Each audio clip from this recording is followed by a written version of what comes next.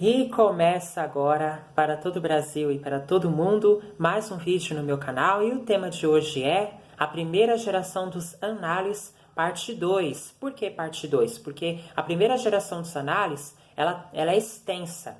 Então tem a parte 1 e a parte 2, tá? Já a segunda e a terceira geração dos análises não tem parte 2, tá? Só parte 1.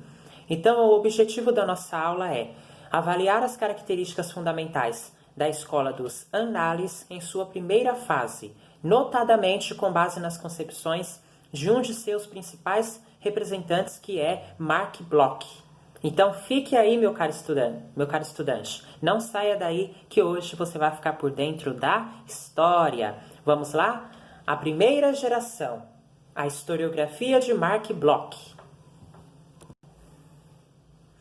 Os estudos acerca das posturas historiográficas de Marc Bloch, de 1886 a 1944, que faremos nesta aula, revelará o quanto os elementos que embaçaram a sua produção coincidem com as concepções de Lucien Febvre, as quais discutimos na aula anterior. Tal situação pode ser explicada em função das semelhanças de formação desses dois historiadores franceses. Ambos frequentaram a mesma instituição.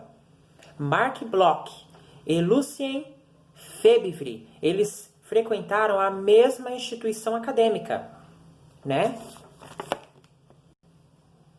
A École Normale, onde tiveram alguns professores em comum.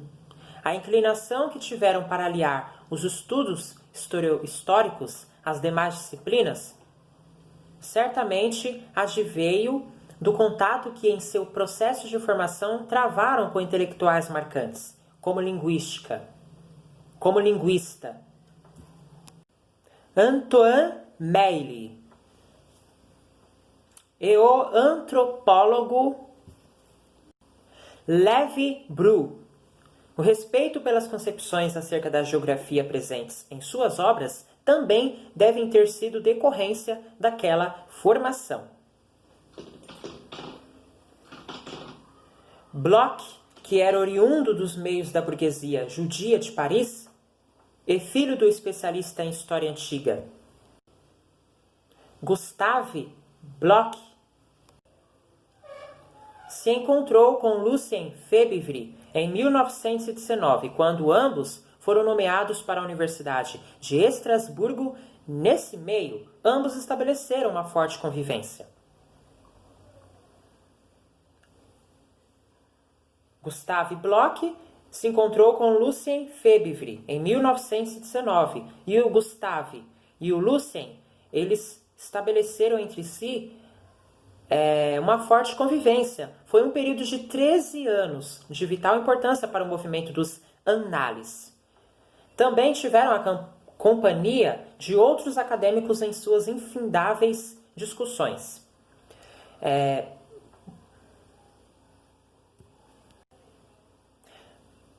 Burke elenca figuras como historiador Georges Lefebvre, o psicólogo social Charles Blondel e os sociólogos Maurice Halboates, Gabriel Lebras e André Piganiol. A convivência com os sociólogos exerceu grande influência na obra de Bloch. Então, quem influenciou Bloch nos seus trabalhos, né?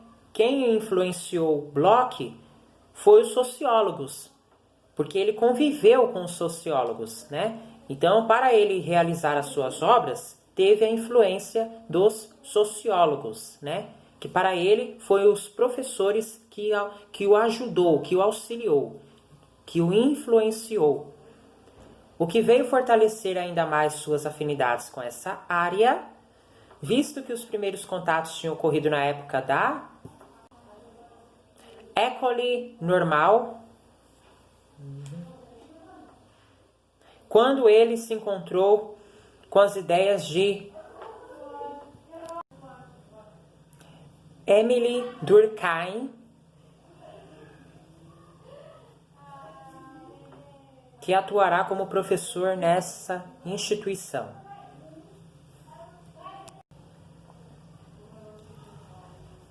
Peter Burke reconhece no livro A Sociedade Feudal, de 1939 a 1940, que abarca 4 séculos da história da Europa. Então esse livro, A Sociedade Feudal, ela vai abarcar 4 séculos de história da Europa, tá? A influência do pensamento durkheimiano. O livro preocupa-se com um dos temas centrais da obra de Durkheim. Durkheim.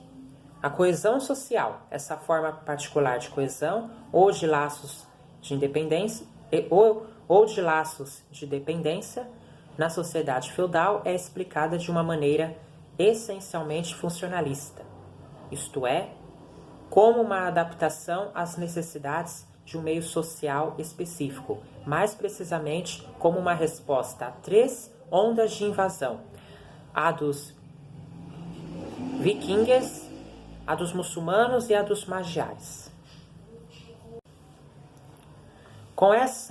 Sobre essa obra, observou Henri Ber que Bloch recorreu à linguística, à arqueologia e à geografia social, a fim de analisar a estrutura social que caracterizava a realidade feudal. Segundo ele, a partir dela se configuraram páginas absolutamente notáveis, porque mergulham na intimidade do passado, porque provocam a reflexão sobre a atitude do homem dessa época perante a natureza e a duração. A obra de Bloch, mais destacada pelos estudiosos nos últimos tempos, no tangente à inovação, é anterior a esta. Trata-se de Os Reis Taumaturgos, de 1924. Os Reis Taumaturgos, essa obra de Bloch, foi um estudo sobre as sociedades francesa e inglesa que alia a história, a sociologia, a antropologia e a psicologia social.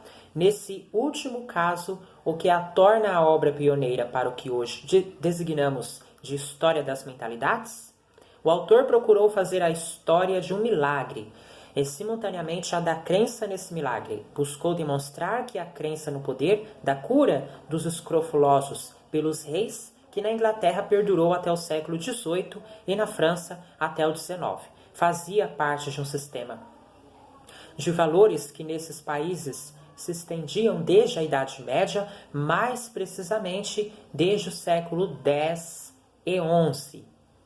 Bloch analisou os rituais em que as populações recorriam aos governantes para que eles tocassem as escrófulas, com a expectativa de que fossem extirpadas, ou seja, arrancadas da raiz de suas vítimas. A tese de Bloch permitiu, então, reconhecer que uma crença popular que se preservará no tempo colaborou para a instituição monárquica absolutista ao conferir aos reis poderes espirituais. Permitiu, assim, compreender as relações entre um fenômeno político e as estruturas culturais de um período significativo de tempo da história europeia. No riquíssimo prefácio que faz a publicação dessa obra, Jacques Le Goff colabora para a compreensão de sua originalidade, o que o leva a afirmar que ela faz do grande historiador o fundador da antropologia histórica. Retoma aspectos da vivência de Bloch anteriores à sua entrada para a Universidade de Estrasburgo, tais como seus contatos com Louis Gernet e Marcel Granet, companheiros da École Normale, o primeiro estudioso dos mitos e rituais da civilização helênica, e o segundo da civilização chinesa. Então, Louis Gernet, ele estudava os mitos e rituais da civilização helênica, e o Marcel Granet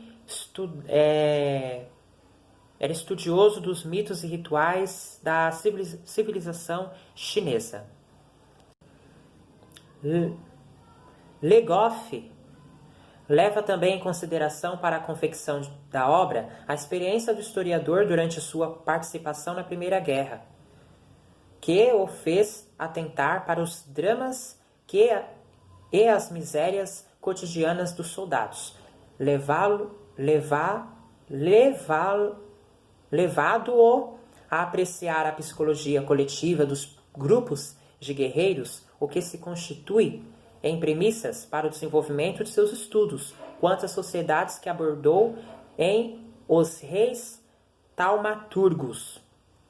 Bloch teria identificado no contexto da guerra uma continuidade, a reconstrução de uma sociedade quase medieval, uma regressão a uma mentalidade bárbara e irracional, referindo-se à propagação de notícias falsas, prática corrente no período feudal.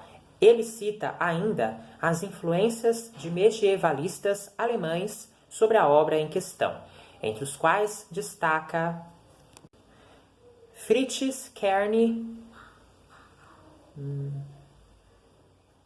cujas obras Bloch tomou contato ao longo de suas estadas em Berlim e em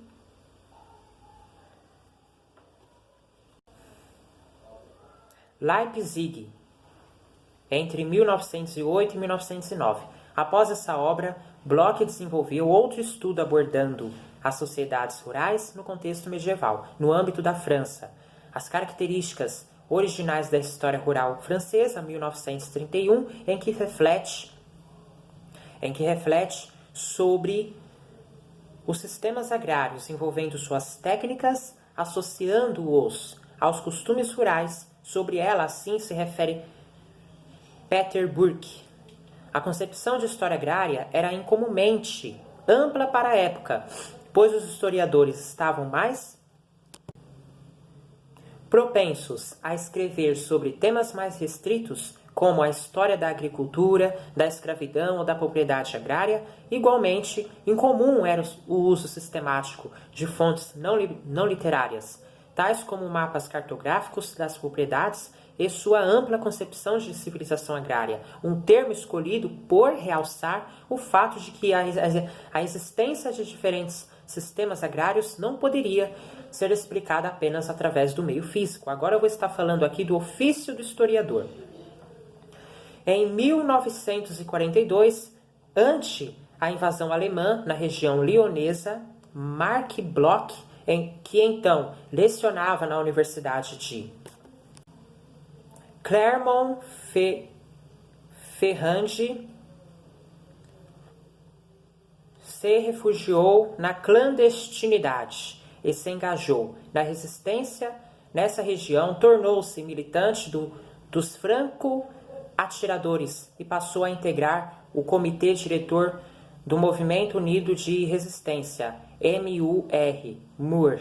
Em 1944 foi preso pela Gestapo, junto com muitos membros desse diretório, encarcerado e depois fuzilado em Montauk.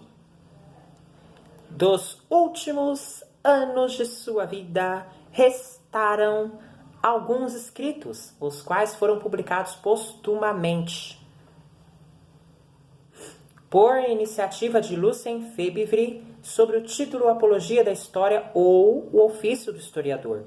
Trata-se de um material que contém várias reflexões sobre questões teóricas e metodológicas da história. Desses escritos, ressaltamos o item que foi denominado a crítica, entre aspas, no qual Bloch discorre sobre a forma de abordagem da historiografia positivista acerca dos documentos históricos. Identifica no século XVII os primórdios da metodologia que foi consagrada no século XIX e deixa entrever suas discordâncias em relação a ela. A maneira como o historiador expõe tal metodologia revela não só suas críticas aos metódicos ditos positivistas, mas também as concepções originais dos análises sobre o tratamento das fontes. Concepções essas que depois vieram a ser amplamente desenvolvidas pelas gerações seguintes da escola. Especialmente se evidencia que a análise do documento deveria implicar na captação de seu caráter involuntário, nos elementos que vão além daquilo que seus autores quiserem registrar. O escrito de Bloch reflete então que, desde aquele momento, o principal interesse da historiografia quanto aos testemunhos históricos não era mais alcançar exclusivamente sua veracidade, mas sim questionar por seu intermédio as motivações de várias ordens que permitiram sua produção. Nesse sentido, até mesmo os documentos falsificados passaram a ser passíveis de análise. Por que teriam sido copiados? É uma pergunta. Ou por que teriam mentido sobre determinada situação ou fato? São estes questionamentos que continuam cercando o trabalho com a documentação no processo de pesquisa histórica. Procuramos até aqui demonstrar a originalidade, tanto de Bloch quanto de Febvre, para a historiografia no contexto de sua época, bem como buscamos identificar que muitos de seus pressupostos continuam, de certo modo, embaçando as atividades científicas na área da história. Eu quero dizer a vocês que eu não falei no vídeo anterior o que é visão estruturalista. Enquanto a teoria clássica caracteriza o homo economicus e a teoria das relações humanas, o homem social, a teoria estruturalista, enfoca o homem organizacional. O homem organizacional, aquele que desempenha diferentes papéis em várias organizações, tá? Esse é o significado da teoria estruturalista. Agora vamos para o próximo, que é o que é o ofício de historiador. Em pleno século XIX, o ofício do historiador ainda era o de ser o narrador, mas não o narrador no sentido literário, mas um narrador que realizava uma pesquisa acadêmica e científica para relatar com base nas fontes o que ocorreu. Então é isso, meus amigos. Muito obrigado pela sua companhia. Se você não é inscrito no canal, se inscreve no canal, ativa o sininho para receber todas as notificações. Se você gostou, aprendeu, achou interessante, já vai deixando seu like. Eu fico por aqui e até amanhã. Tchau, pessoal. E até amanhã. Tchau.